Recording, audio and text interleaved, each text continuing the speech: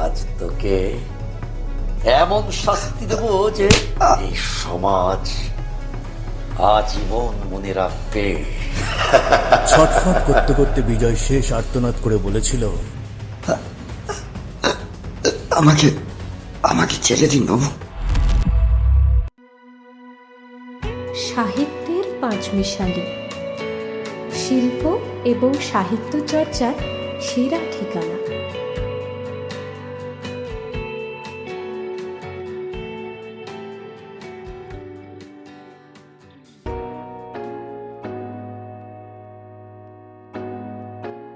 নমস্কার, সাহিত্যের পাঁচমিশালির আজকের বিশেষ নিবেদন রাহুল বালির কলমে জন্মান্তর। আজকের এই গল্পটি শুনে যদি আপনাদের ভালো লেগে থাকে তাহলে গল্পটিকে লাইক, কমেন্ট, শেয়ার করতে ভুলবেন না এবং চ্যানেলটিকে যদি সাবস্ক্রাইব করে না থাকেন তাহলে চ্যানেলটিকে সাবস্ক্রাইব করে পাশে থাকা বেল আইকনটি বাজিয়ে দিন, যাতে সকল গল্পের সকল আপডেট সবার আগে পেতে পারেন। তাহলে চলুন আজকে শুরু করা যাক রাহুল বালির কলমে জন্মান্তর।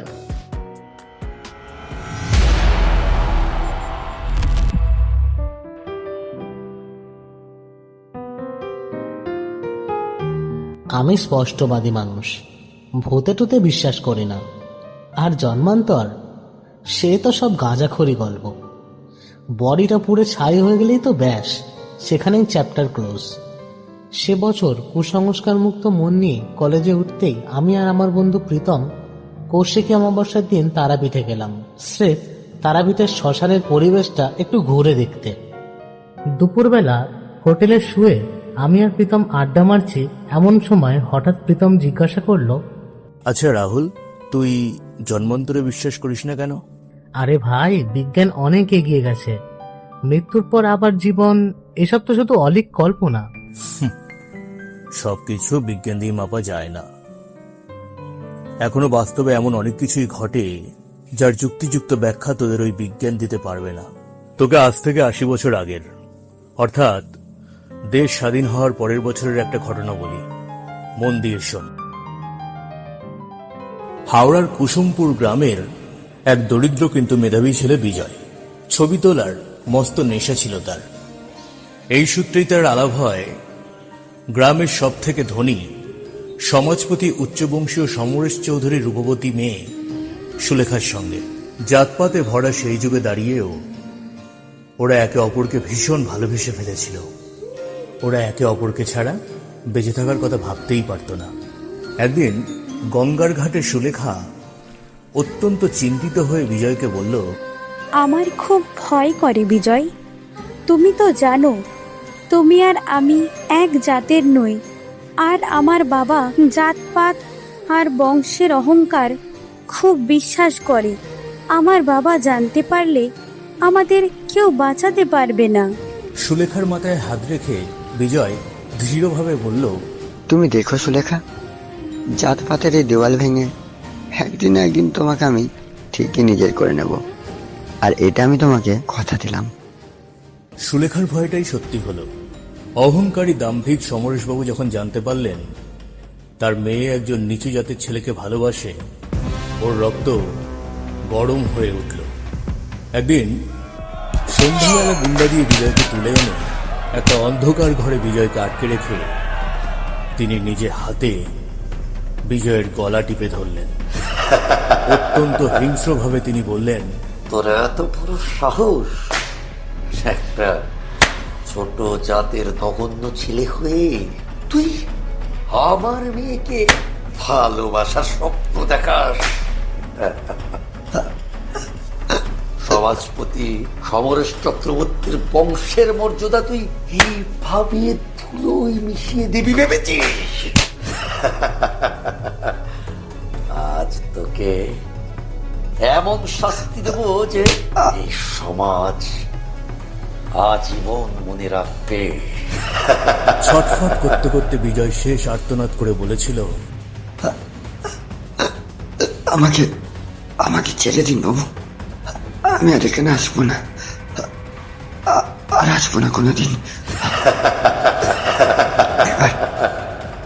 এবার আমার নিঃশ্বাস নিতে কষ্ট কষ্ট হচ্ছে বাবু, আমাকে এবারের মতো ছেড়ে দিন, আর আসবো না। বিশ্বাস করুন, আর আসবো না আমি। এবারের মতো ছেড়ে দিন বাবু, এবারের মতো ছেড়ে দিন। বিজয়ের করুণ আর্তনাদ সমরেশবাবু শোনেননি। শ্বাসরোধ করে হত্যা করে বিজয়ের লাশ গঙ্গায় ভাসিয়ে দেওয়া হয়।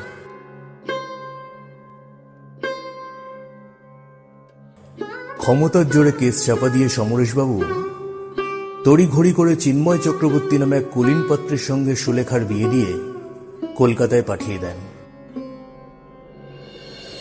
বিয়ের প্রায় 5 বছর পর সুলেখা ও চিন্ময়ের ঘরে একটা পুত্র সন্তান জন্মায়।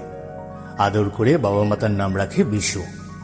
প্রথম প্রথম সবকিছু ঠিকই ছিল, কিন্তু বিশুর বয়স যখন 5 বছর হলো, তখন থেকে শুরু হলো এক চরম আতঙ্ক। প্রতি অমাবস্যার রাতে বিশু ঘুম থেকে জেগে উঠে নিজের হাতে নিজের গলাটা টিপে ধরে চিৎকার করে উঠত। প্রথম প্রথম বাবা মা তেমন একটা আমল দেয়নি, ভেবেছে বাচ্চা ছেলে ঘুমের ঘোরে স্বপ্ন দেখে উঠে এইসব করছে। কিন্তু পরে বিষয়টা বাড়াবাড়ির পর্যায়ে গিয়ে পৌঁছালো। সেদিন ছিল অমাবস্যা। হঠাৎ মাঝরাতে বিশু ঘুম থেকে জেগে উঠে নিজের হাতে নিজের গলাটা টিপে ধরে আতঙ্কিতভাবে বলল, মা, আমাকে বাঁচাও, ও ও আমাকে মেরে ফেলছে, গলা টিপে ধরেছে, নিঃশ্বাস নিতে পারছি না, ওই লোকটা আমাকে মেরে ফেলবে, মা মা। 5 বছরের শিশুর মুখে এই কথা শুনে সুলেখার বুক ভয়ে কেঁপে উঠল। সুলেখা ভয়ার্ত কণ্ঠে তার স্বামীকে বলল, হ্যাঁ গো, আমাদের খোকা কেন মাঝরাতে এমন অদ্ভুত আচরণ করছে? ও কার হাত থেকে বাঁচতে চায়? চিন্ময় চিন্তিত হয়ে বললেন, কোনো ডাক্তারই তো এর কারণ খুঁজে পাচ্ছে না সুলেখা। তুমি দাঁড়াও, আমি দেরি না করে তারাপীঠের আমার গুরু তান্ত্রিক সিদ্ধ সাধক ভজমোহন চট্টোপাধ্যায়কে খবর দিই। দেখবে তুমি, উনি নিশ্চয়ই এর কোনো উপায় বার করবেন। তুমি চিন্তা করো না সুলেখা, আমাদের খোকা নিশ্চয়ই ভালো হয়ে উঠবে। খবর পেয়ে 2 দিন পর তারাপীঠের সিদ্ধ সাধক ভজমোহন বাবু এসে পৌঁছালেন। প্রখর বুদ্ধিসম্পন্ন ভজমোহন বাবু, তার শরীর থেকে সবসময় একটা জ্যোতি নির্গত হয়। তাকে দেখলে সবসময় মনের মধ্যে একটা সম্ভ্রমের ভাব জেগে ওঠে। কপালে রক্তচন্দন, জটাবদ্ধ চুল। রক্ষা করো মা, রক্ষা করো। তিনি এসে বিশুর মাথায় হাত দিয়ে ধ্যানে বসলেন। ওম কালিকায় নমঃ, ওম কালিকায় নমঃ, ওম কালিকায়। দীর্ঘক্ষণ পর যখন চোখ খুললেন, তার চোখ দুটো জবা ফুলের মতো লাল। তিনি গম্ভীর স্বরে বললেন, মা সুলেখা, এই শিশুটি কোনো সাধারণ শিশু নয়। এই তোমার পূর্বজন্মের প্রেমিক বিজয়, যাকে জাতপাতের বিচারে অন্ধ হয়ে তোমার নিজের বাবা সমরেশ চৌধুরী গলা টিপে খুন করেছিলেন। বিজয়ের সেই অতৃপ্ত আত্মা আজ মা কালীর ইচ্ছায় তোমারই গর্ভে সন্তান হয়ে ফিরে এসেছে নিজের খুনের বিচার চাইতে। এখনই সমরেশকে এখানে ডেকে পাঠাও। ভজমোহন বাবুর নির্দেশে বৃদ্ধ সমরেশ চক্রবর্তীকে সেই বাড়িতে আনা হলো। ভজমোহন বাবু যখন তার অলৌকিক তান্ত্রিক দৃষ্টি দিয়ে জেরা করলেন, তখন বৃদ্ধ সমরেশ বাবু নিজের 5 বছরের নাতির দিকে তাকিয়ে হাউ হাউ করে কেঁদে উঠে সমস্ত অপরাধ স্বীকার করলেন। আমি পাপী, আমি পাপী, আমি পাপী।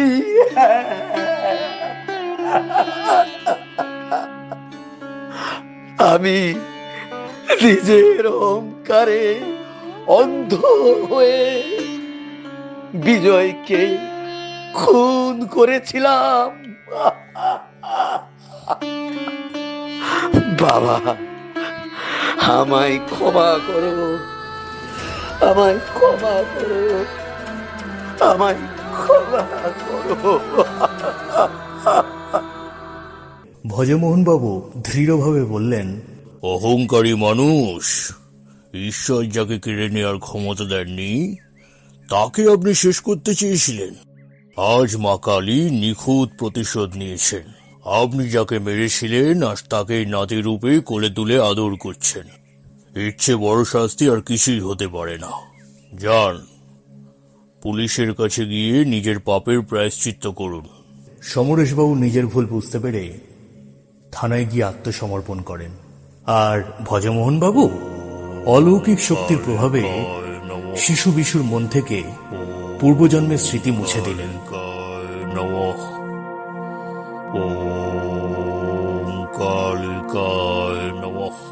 প্রীতম গল্প বলা থামালো। তার বলা শেষ হতেই গোটা হোটেলের রুম জুড়ে এক অখণ্ড নিস্তব্ধতা নেমে এলো। আমি হোটেলের জানলার বাইরে তারাপীঠের কালো আকাশের দিকে তাকিয়ে একটা দীর্ঘশ্বাস ফেললাম। আমি এখনো জন্মান্তরে বিশ্বাস করি কিনা এর থেকেও বড় একটা প্রশ্ন আমার মনে তোলপাড় করতে লাগলো। আইনের চোখে সমরেশবাবু শাস্তি পেলেও আজও কত মানুষ জাত ধর্ম এই সবের নামে ঈশ্বরের সৃষ্টি পবিত্র প্রেমকে নষ্ট করে। আজও শত শত বিজয়ের চিৎকার মিশে আছে এই পৃথিবীর বাতাসে। মানুষের তৈরি এই নির্মম সমাজ ব্যবস্থার হাত থেকে কি কারোর নিষ্পত্তি নেই, নাকি এইভাবেই ধীরে ধীরে তলিয়ে যাবে আমাদের সমাজ?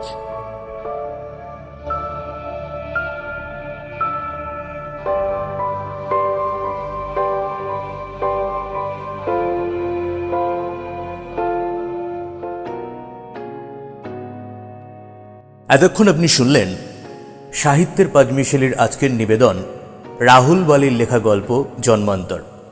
এই গল্পে বিভিন্ন চরিত্রে যারা অভিনয় করেছেন তারা হলেন রাহুল প্রণজিৎ ভৌমিক, প্রীতম রাজু মাঝি, সুলেখা মৌমিতা মণ্ডল, বিজয় জিৎ দাস, সমরেশবাবু অসীম ভট্টাচার্য, চিন্ময় তমাল চৌধুরী, বিশু ঋত্তিম কোলে, অডিও এডিটিং ফাল্গুনী পাল, ভিডিও এডিটিং প্রণজিৎ ভৌমিক। অসংখ্য ধন্যবাদ জানাই আমাদের সকল শ্রোতা বন্ধুদের আমাদের এই প্রচেষ্টায় পাশে থাকার জন্য।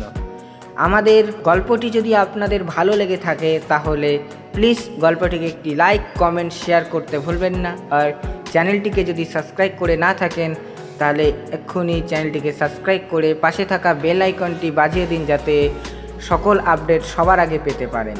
পরবর্তী বুধবার আবার আসবো কোনো একটি নতুন গল্প নিয়ে। ততক্ষণ সাহিত্যের পাঁচমিশালির সাথে থাকুন। ধন্যবাদ।